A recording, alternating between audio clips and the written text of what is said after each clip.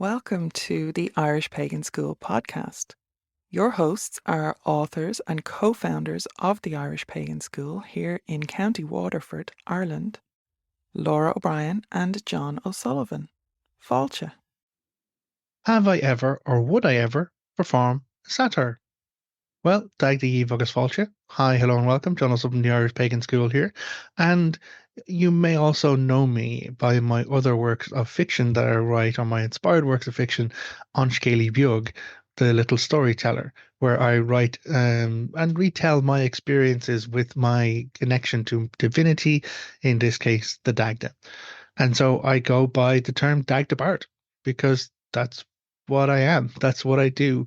I function in the way of recalling the old stories about him and the Tuatha De Danann and the old culture of Ireland, trying to explore that mythology, retell that mythology, but then also explore my own connection and my own spirituality through the narrative of those stories.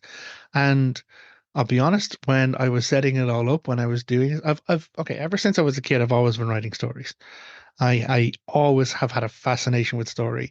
The reason why I have glasses is because I strained my eyes by reading in poor light when I was not supposed to be reading as a kid and I was supposed to be asleep. Yes, I am the kid who would hide a torch in their bedroom under the pillows to keep reading the book when I was told I should have gone to sleep. Um, but I didn't just end with reading stories. I got into writing stories. I've always been a storyteller as a kid, so much so that even old school typewriters, like one finger punching, like, yeah, so many spelling mistakes because, yeah, I just was impassioned by telling the stories. So I've always been doing it. Absolutely always been doing it. And when I started to explore my relationship with my spirituality as pagan, I did it through the medium that I knew best, which was story. And some of the first stories I wrote were about my exploration of my connection with the Dagda, what I knew about the Dagda, what I didn't know about the Dagda. And it turns out that I was writing stories which referred to things in the mythology that I had not yet learned. And that's when my brain took a flip and I got very fucking scared. Yes, scared. So at this point, I was writing stories. This was a decade ago, and my partner Laura encouraged me to share those stories, to set up a blog and just put them up there. And that's where the third string blog came from, where, the third string reference to the Dagda's harp, the three strains of music, because I'd begun to do some study at that particular point. But it came to defining who I was as a storyteller at that point, and I wasn't comfortable using Jon O'Sullivan, so I set up a pseudonym, which was Scaly Bug, little storyteller. He's on Dagda I'm on Scaly Bug. But then went a little bit further, and then referred to myself as the Dagda Bard because that was an easy way to put a subtitle on the blog. I think it was a WordPress blog I was setting up. And then I started to write the stories as the Dagda Bard. But I didn't really understand what a bard was. I just said the Dag the Bard because that's what came to my inspired moment when I was talking about him and my connection and work with him. I wasn't declared a bard. I didn't go to bard college. I wasn't ratified by any druidic group or anything like that at all. No, I referred to myself as the Dag the Bard because the bard was the storyteller. And the more I have learned about it, the more I realized that maybe it wasn't just me making it for myself. Maybe it was somewhat inspired by the Dagda. But I'm also aware of the fact that that is personal gnosis. It's personal opinion, and I don't say or expect anyone else to adhere to or follow to that. It is just a way for people to understand the work that I do, because that's what a bard is. A bard is someone who serves their community through the form of memory and storytelling. The power of ancient Irish bards was recognized very clearly in not just the cultural context, but also in the legal context, in that we know from the legal tracts the structure of the ancient Irish tuath or tribe. Had to have a king, had to have a church, had to have a bard or a filler or a poet. Fillers being the upper echelons, the most skilled, the most talented of bards and poets. Versifiers is a wording from other cultural circumstances when we get into the whole bards, ovates, and druids. I did a class recently about being a druid, but before that, I did a class about being a bard because I needed to educate myself. I needed to go in and say, okay, well, where are the bards in Irish lore? What is the mythology? What are the abilities? What is the function of bard? If I'm going to refer to myself as an Irish bard, I need to do service to that and not just, oh, well, it's a fancy word and I want to use it. I need to understand the powers and the responsibilities that go along with that role and then live those values. And so that's where we come to the power of satire. Satire was a recognized ability for bards. Bards were said to have two forms of speech. They had two sides of the tongue, actually, it was referred to as, which, the biology of a bard is a uniquely interesting thing when it's talked about. Everyone talks about silver tongues or smooth tongues or honeyed words, all that kind of stuff. But a bard was literally said to have two sides to their tongue. There was a rough side and a gentle side. There were two forms of poetry that a bard would provide, and they were praise poetry and satire poetry. But the poetry wasn't just a case of I get to say fancy words. These were recognized forms of performance within the structures of the society. The reason why was because the praise poetry and the satire poetry could and did shift people's status within their community legitimately and legally. A person who had praise poetry put to their name and to their skill or to their talent would be recognized, would be kind of lauded for the performance that they can give in whatever skill or talent that they have, be it, battle or craft or poetry or medicine, whatever the actual service is. Someone who had praise poetry performed for them could elevate their status beyond just run the mill within their tribe or their tua. They could even move to upper echelons or upper structured because the ancient Irish society was very structured. And so people generally were born within a certain caste in that society, and you wouldn't really move outside of that caste at all. You could move down if something went wrong or like, your tribe was conquered by another tribe, anything like that at all. But generally outside of warfares and stuff like that, people would be born in a particular caste and they'd live and die within that particular caste unless they were exemplary people. And those exemplary people could have their status changed.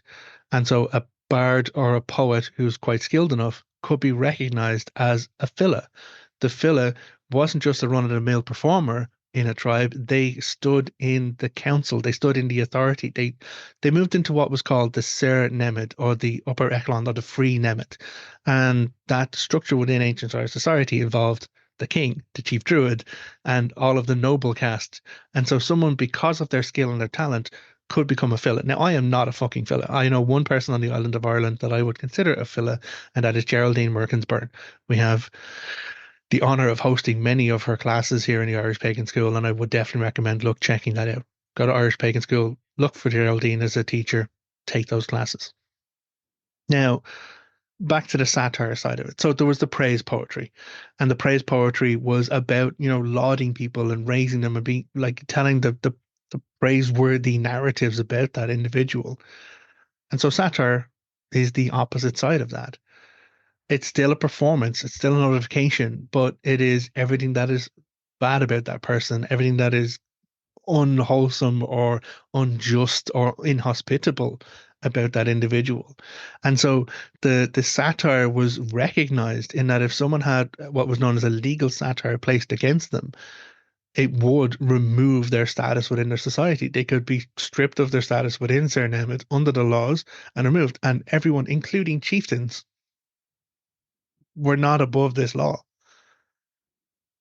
which meant that people in the caste of Bard and Filla had a very unique status within society and power within society in that they had an ability that could remove power. And it wasn't just a case of removing power, it was removing someone's right to be within community. And that's where things get very, very dangerous. Because there was a particular act that could be performed by a fella where they would take someone by the earlobe and they would speak words at them. And that being witnessed by other people in the tribe would mean that they are cast out. They are no longer part of Tua, which in those days was a death sentence. If you are no longer part of your tribe, if you are cast out, you are no longer accepted within your Tua's lands. You are cast beyond them. You end up in some other tribal lands, and at that point, you are a person of no people. And being a person of no people meant that you're not exactly a person anymore, in accordance with that legal status. And you could be taken as chattel, you could be taken as slavery or indentured servitude or anything work like that at all.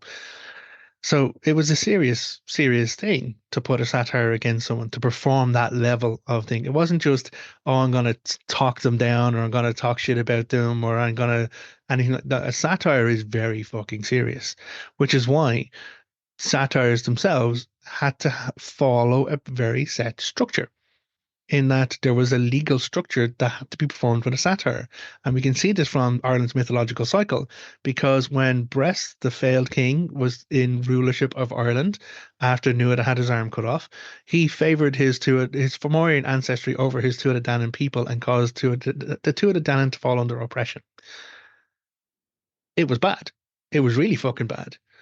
He pronounced false judgment against the Dagda for, a murder when it was actually a death by misadventure, because the Dagda was himself under pressure or under threat of satire. Actually, it was a guy called Credin Bale, a Fomorian bard or lampooner, as he was referred to as. Now I don't know if that particular term was to denigrate him in some way, shape, or form, but this Fomorian was living in the Dagda's home, and by threatening him every single day with a satire, he was taking from him the three best portions of his meal every day. And so the Dagda was working and laboring to build the security of Rathbresh, which would become Tara. But every day he'd come home and his three best portions of his meal would be taken under this threat of satire. Now, this is the goodly god of Druidry. This is the guy who has authority over sun, moon, land, sea. He's not going against this bard. He's not going against this threat of satire because it's fucking serious. And so Angus, his son, comes to visit him and he's like, "Why are you sick?" Because the Dagda fell ill because of his effort he was putting out, but then not actually consuming the right volume of food to keep up the effort and energy he was expending. And so Angus is like, "Well, what's going on?" And Angus suggested that they put 3 gold coins in the best cuts of his Dagda's portion, and Credin Bale would be then given those three best portions because they were the best portions because they included gold coins. They were the most valuable portions.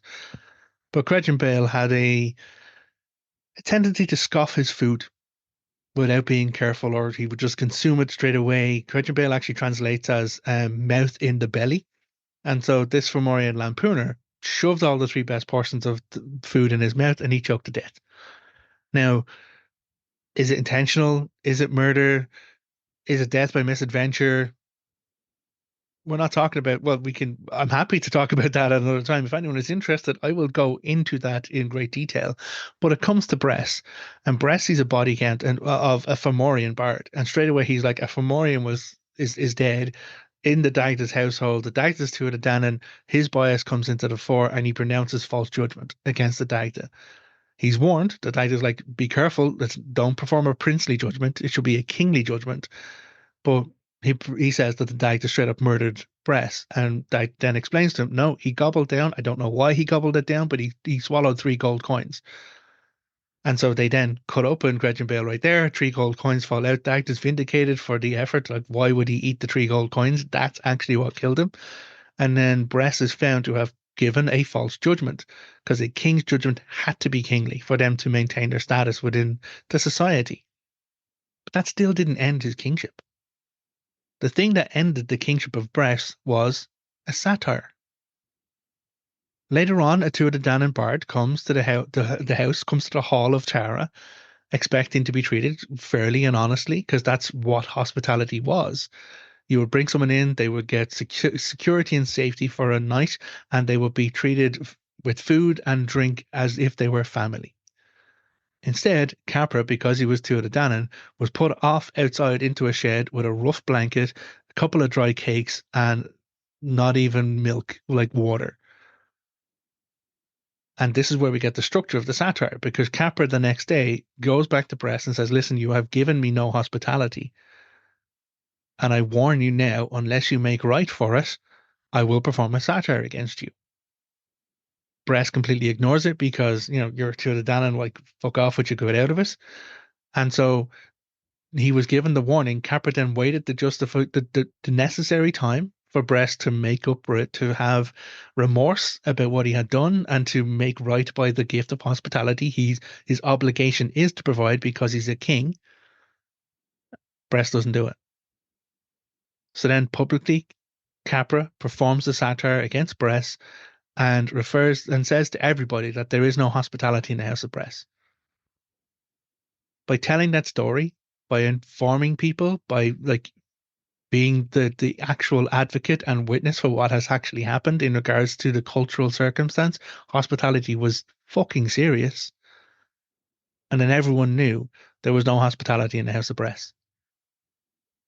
They could take Capra's word for it because it was performed in the right way, it was done in the right way, and his speaking to a corruption or a misuse of power and status was just. And so the satire held, and then that is what finally topples Bress. Bress is then removed as king. He is then cast out of the Tuatha De Danann. He then flees out of Ireland to the Fomorians, and all of this sets up the second invasion of the Fomorians for the Battle of Moytura, the Cach Moytura, the second battle at Moytura. So for all that Bress was an asshole, for all that Bress mistreated his people, for all that Bress put them under heavy taxation, for all that Bress oppressed like the heroes and the talented individuals of the Tuatha De Danann, for all that he gave false judgment against someone, all of that was building up this narrative, but it was the satire that actually ended it. The power of the satire was to function as a stopgap or a control to abuse of power, no matter your status. And so that's what happened. Bress was removed because of a satire. No, of course, because of everything else, but that was the linchpin. That was the final part. So satire is serious. It's legit serious. And that's why it comes back around to, have I ever performed a satire in that function as a bard? No, I've not. I've expressed my opinions as a personal person. I have had many a rant against, like, abuses of power or corruptions or difficulties and abuses, against, like, toxic masculinity, against the, like, patriarchal structures of our world, against violence and violence against women, like all of these kind of things I have had rants about. I have had expressions and stories about. I have told of my personal experiences in all of these ways. But does that make it a satire? No. And the difference is, yes, I'm a bard, okay, but just because I'm a bard and I say it, that doesn't mean it's a satire. A satire has to conform to that structure. The person who is to be satirized needs to be notified about what they have done, how that has violated the cultural norm, how it has gone against the expectations, how it has gone against the rules of hospitality or rules of society and community. And once that person is notified, it is down on them. They're given a period of time where they have to make right by it. They either, sit down, apologize for what they've done, take on the learning, come back and adjust their behavior in some way, shape, or form to show that they have realized the error that they have made. But if they don't, if they double down, if they come back against it all over again, then at that point they're notified that a satire could be placed. I have never had to get that far. And being very candid, folks, I'm afraid of that. I am aware that there is a following in our world who come to the Irish Pagan School. I'm honored by the opinions of people coming to our education and finding that it is some of the best out there, if not the best. Like, we have reviews from people on our websites, in our communities, even people who have stepped away from our community and have come back to us once they have resolved personal feelings and personal difficulties around things. They say that there's no other teaching out there that compares. And so I'm honored by that. I really, really am. But that does mean I have an obligation. I have a responsibility to make sure that I'm using my correct words. I'm not out here banging drums trying to stir up people to follow my word and my one way. How many times have you heard me say there is no one true way? It is about you exploring your spiritual growth for yourself.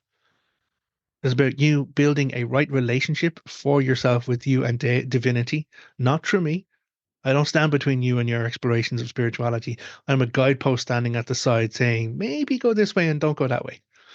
Or here's some resources that could help you. Or here's like, have you ever read this story that might assist you? That's what I'm here for. I am not the mouthpiece of any god. I've had my own personal experiences with speaking for the Dagd in the past, but I'm always clear where that happens. And I don't choose to do it. I don't pursue that because, again, it scares me. So, have I ever performed a satire? No, I've not. Could I? Pretty sure I could. Would I? I've come close. But the difference with that is I would not satire a particular individual over a personal matter. Because the function of satire is to be a calling out of misuse of power. We have a housing crisis in our country. All of that is brought about by a misuse of power. I talk about that. I did a video recently about how I'm afraid for our world. And the fear that I have is about people not treating other people like community and treating them like enemies or adversaries. And how that divisiveness is just built by the power structures and those in power at the moment so that they can maintain their power and their wealth and their status within a very crippled fucking world.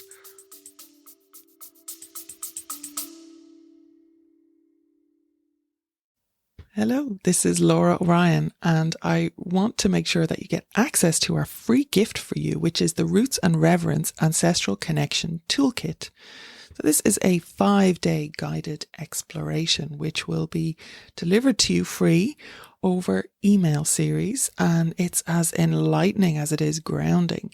It's designed for anyone who feels a kinship with Irish paganism, whether you carry Ireland in your blood, your heart, or the soul memories of lifetime past. There is no cost, only the promise of authentic connection to Ireland, as ever from us. So go to irishpagan.school/roots, that's ROOTS, to get your ancestral connection toolkit. And again, it's all free, delivered free over 5 days. There's resources, there's exercises, there's connection, there's all sorts of cool stuff. So I hope you enjoy that. It is our free gift to you for being a valued podcast member. So back to the episode.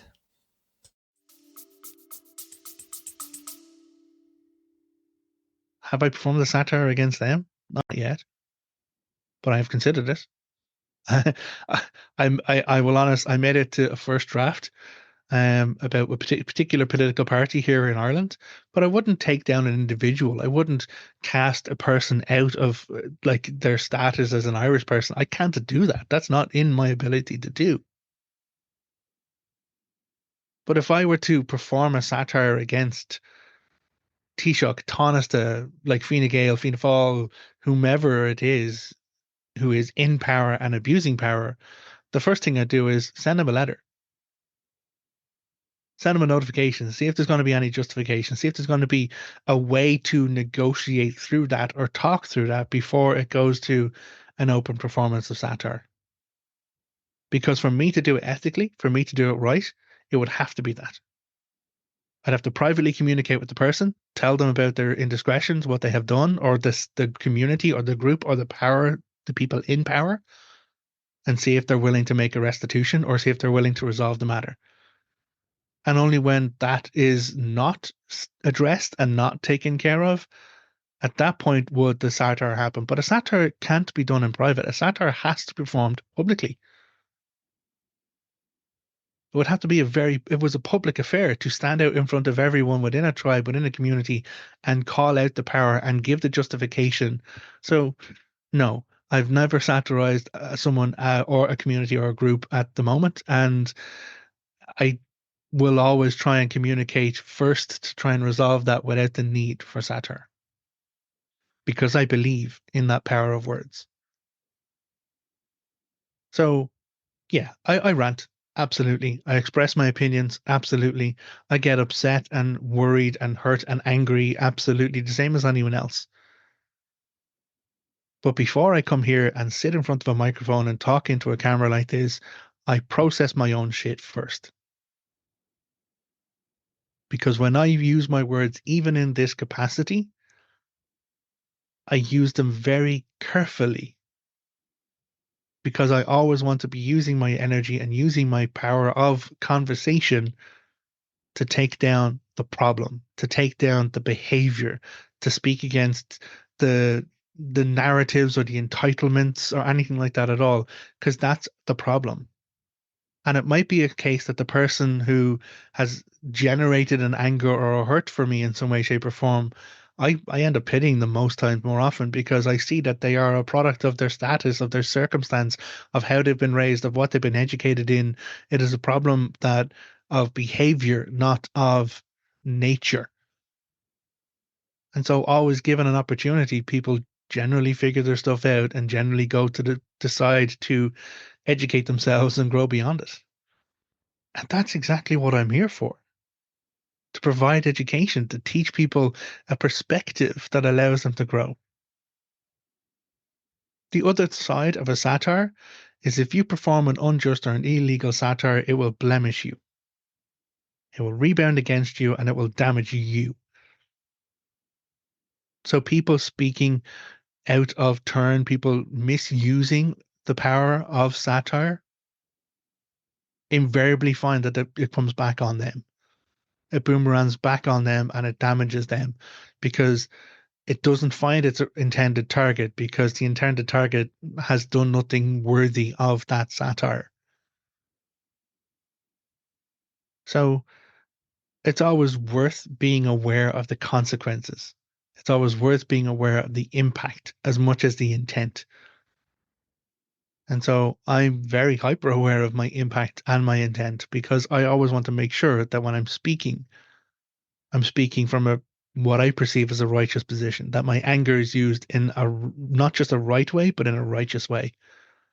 So that I'm calling out bad behaviors, I'm calling about the difficulties or damages that affect all of us, because that's the only ethical way that I can approach these narratives and dialogues. So hopefully that answers that question. I as yet have always found some other way of conversing through a thing, negotiating through a thing, talking through a thing, educating people through a thing before it gets to the point of me calling it out or calling it down. I've had personal experiences. I have been the victim of like a couple of different terrible things, even in the last few years, even in pagan circles, but I haven't gone after those individuals. Like I was at a conference and someone made a very sexually inappropriate remark to me just because I was wearing a Dagda t-shirt. I've expressed that I laughed it off uncomfortably. It was only when I walked away and I told that story to people around me, to people I was at the convention with, that they were like, that was not appropriate at all. And I was like, no, they were just making a joke because, Dagda t-shirt and, euphemisms, Dagda stuff. And they're like, okay, well, flip the narrative. What if they were a male presenting person and you were a young female? And they started making comments based on bodily autonomy at that point. At which point I was like, well, oh shit. I let the convention know. I let them know that there was a problem with this particular individual. I didn't go around and start slating that person all over the place. Even now, I'm not saying their name because the behavior is the problem. The misinformation is the problem. And so I'll use my voice. I'll use my words. I'll use the education that I gain from all of this study in order to speak against the behaviors and encourage people to just do fucking better. And if you don't know what better looks like, figure it out. And when you do figure it out, just do better. Maya Angelou, one of our favorite quotes here in our community. do the best you can. And when you know better, just do better. So thank you very much for this rant. Again, it's an interesting one, and it's something that I have seen misused. I have seen people claiming to be bards, claiming to be villa, and choosing to engage in those practices for themselves. And it's like, okay, but you're speaking for yourself. Are you speaking for your community? I've seen it done wrong, from my opinion, from my perspective, and I've seen the harm that it can do. So that's why I wanted to make this video. Not to call out anyone, not to take anyone down, not to, it's the behavior. Because harm can happen when this ability of words is not used in the right way.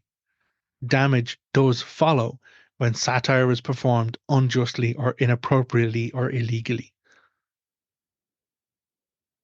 It's not just about intent. You also have to consider impact. Because when we use our words, we're responsible for not just our intent, but also the impact. And that is something that not many people, oh, well, I didn't mean it. Oh, well, good intentions. Anyway, thank you very much for the query and the question. I have not performed a legal satire, and if I were ever to perform a legal satire, it would be done very fucking publicly. So it would probably be done here and shared everywhere. After the whatever power structure involved has been given an opportunity to make it right and not done so.